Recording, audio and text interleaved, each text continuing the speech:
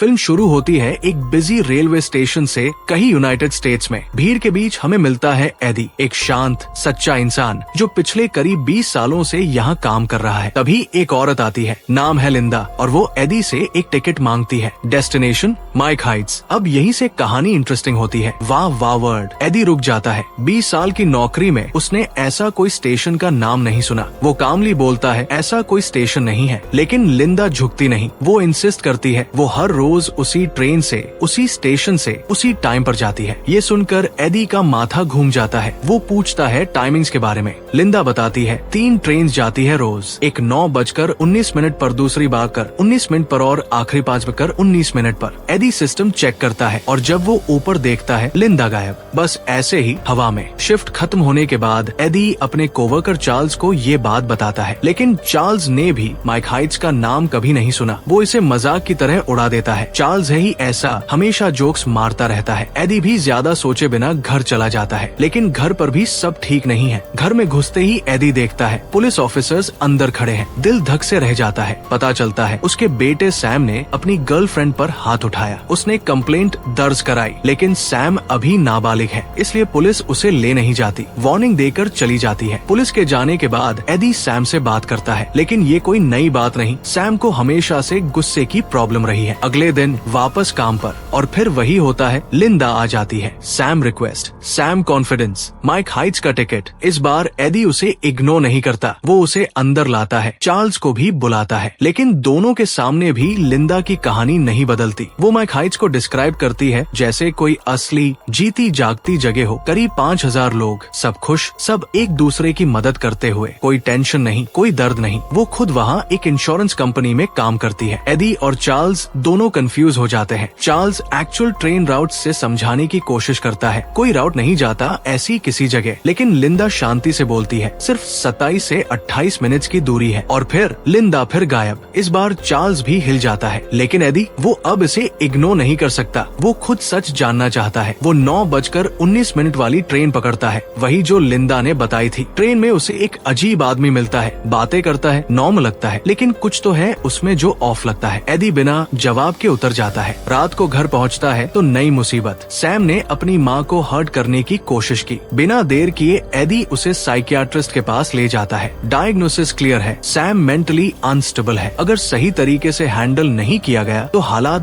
बहुत बिगड़ सकते हैं। अगले दिन एडी दोनों बोझ उठाए चल रहा है, घर की टेंशन और लिंदा का मिस्ट्री। इस बार वो 28 मिनट का टाइमर सेट करता है और उसी ट्रेन में बैठता है। ट्रेन चलती है, वही अजीब आदमी फिर दिखता है। एडी खिड़की से बाहर देखता है और एक पल के लिए लिंदा दिखती है बाहर, और फिर गायब। एडी पूरी तरह अलर्ट हो जाता है। नजरें घुमाता है, लिंदा कहीं नहीं। टाइमर चलता रहता है। ठीक 28 मिनट बाद वो अजीब आदमी उठता है, ट्रेन के दरवाजे की तरफ बढ़ता है और दरवाजा ट्रेन चलते हुए खुद ब खुद खुल जाता है। एडी सन्न रह जाता है। वो चिल्लाता है, एक और कदम मत उठाना, गिर जाओगे। लेकिन वो आदमी बिना सोचे कूद जाता है। एडी भी कूद जाता है, और जैसे ही वो लैंड करता है वो देखता है कि वो अकेला नहीं है। कई पैसेंजर्स कूदे हैं, सब एक ही डायरेक्शन में जा रहे हैं। एडी उनके साथ चलता है और फिर वो कदम रखता है एक ऐसी जगह जो बस अनरियल है। एक खूबसूरत शहर, रोशन, शांत, हर तरफ मुस्कुराहटे, हर कोई दूसरे की मदद कर रहा है। कोई दर्द नहीं, कोई टेंशन नहीं, सब कुछ परफेक्ट। एडी को पहली बार लगता है जैसे उसके कंधों से सालों का बोझ उतर गया हो। वो एक रेस्टोरेंट में जाता है। वेट्रेस बड़े प्यार से वेलकम करती है। एडी टी ऑर्डर करता है, लेकिन वेट्रेस उसे अपना बनाया हुआ एप्पल केक भी ऑफर करती है। एडी एक बाइट लेता है और रुक जाता है। इतना अच्छा खाना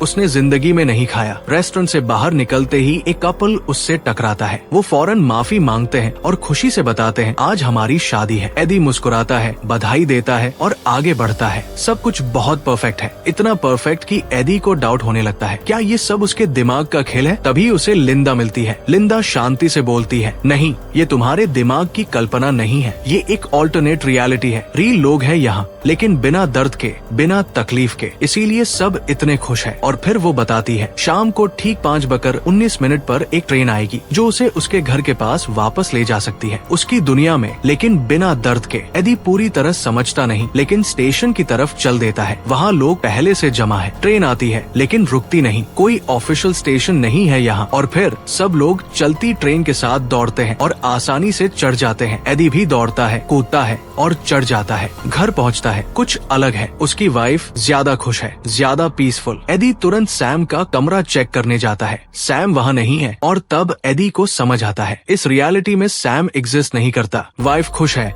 क्योंकि उनकी जिंदगी का सबसे बड़ा दर्द नहीं है। ये देखकर एडी एक डिसीजन लेता है, वो यही रहेगा। अगले दिन एडी वापस काम पर जाता है, लेकिन इस बार उसमें एक हल्कापन है। वो पीस जो उसे सालों से नहीं मिली थी, लेकिन फिर भी कुछ है जो उसे चैन नहीं लेने देता। वो माइक हाइट्स के बारे में रिसर्च करने लगता है, ऑनलाइन ढूंढता है, आर्टिकल्स पढ़ता है। तभी उसे एक जर्नलिस्ट का आर्टिकल मिलता है। एडी बिना देर किए उससे मिलने पहुँचता है और जर्नलिस्ट जो बताती है वो सब कुछ बदल देता है। वाह वाह।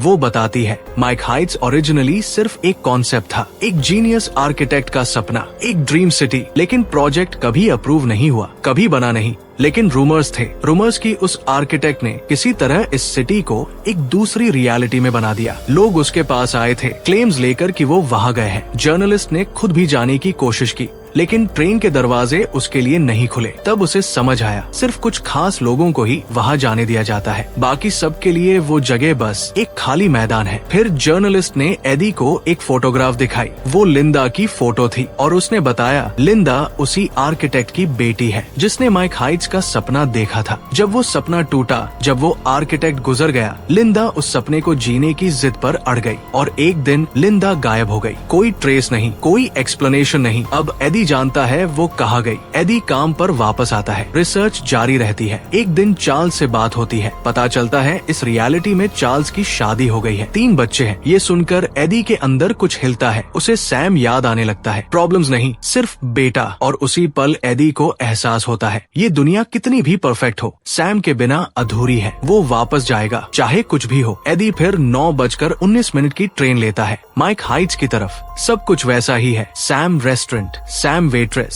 Sam Apple cake, Sam couple जो टकराता है। और तब एडी को रियलाइज होता है ये जगह एक लूप में है। सब कुछ रीसेट होता रहता है, सब कुछ रिपीट होता रहता है। एडी घबरा जाता है, लिंदा को ढूंढने लगता है, कहीं नहीं है। थककर वो एक पार्क में बैठ जाता है। पास में एक कपल अपने बच्चे के साथ खेल रहा है। वो बच्चा देखता है एडी और उसकी छाती भर आती है। सैम, लिंदा नहीं मिलती। एडी 5:19 की ट्रेन लेकर घर वापस आ जाता है। रात को नींद नहीं आती। अचानक वो उठता है। सैम के कमरे से आवाजें आ रही है, लेकिन ये कमरा तो इस रियलिटी में होना ही नहीं चाहिए। वो धीरे धीरे अंदर जाता है। कमरा पूरी तरह सफेद है। एक टीवी है, पुरानी वीडियो टेप्स का ढेर। एडी एक टेप लगाता है। स्क्रीन पर आता है छोटा सैम, हंसता हुआ, खेलता हुआ, बड़ा होता हुआ। हर मोमेंट एडी को अंदर से तोड़ता है। आंखों से आंसू बह निकलते हैं, क्योंकि अब वो समझ गया है कितना भी टूटा हो रिश्ता, वो अपने बेटे से प्यार करता है। उसे वापस जाना है। अगले दिन एडी फिर माइक हाइट्स जाता है। इस बार वो लोगों से बात करता है और धीरे धीरे एक हिडन ट्रूथ सामने आती है। यहाँ हर कोई अपनी रियल दुनिया में टूटा हुआ था, ब्रोकन था, और इस जगह ने उन्हें एक सेकंड चांस दिया, एक वजह दी जीने की।